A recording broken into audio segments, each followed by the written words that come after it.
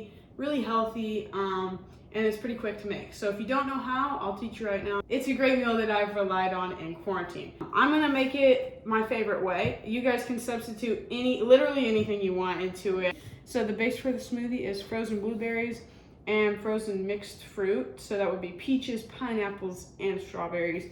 For my toppings on my bowl, I have a banana, a yellow kiwi, and almonds. And then obviously we have milk as a base. I've never had a cooking show before, so bear with me. This may never happen again, but we're trying something new. So I have just 2% milk. It really doesn't matter.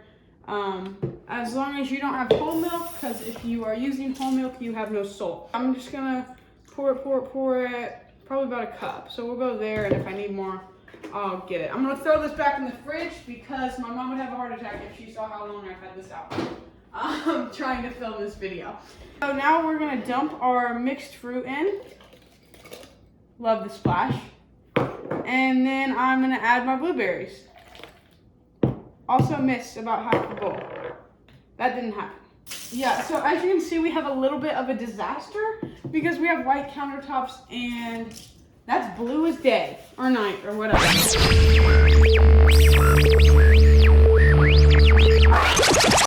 I'm gonna get a cutting board out and a few different knives. So basically, I'm gonna start with the banana. And now we got this sexy boy.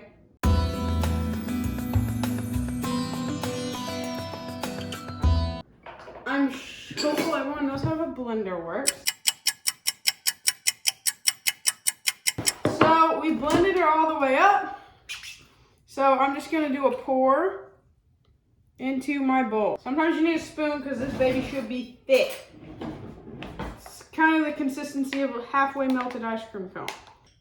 Mine is definitely not as pretty as the one you see on Instagram, but this is real life, y'all.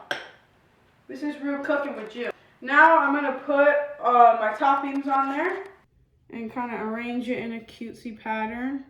At the end of the day, you're gonna be eating this thing, so don't really worry about what it looks like. Because it all gonna look the same in your stomach. And then I got my almonds. I'm gonna place them all over top of the bananas. And then my kiwis in the middle. Cooking with Jill, episode 1 is finished. That's it.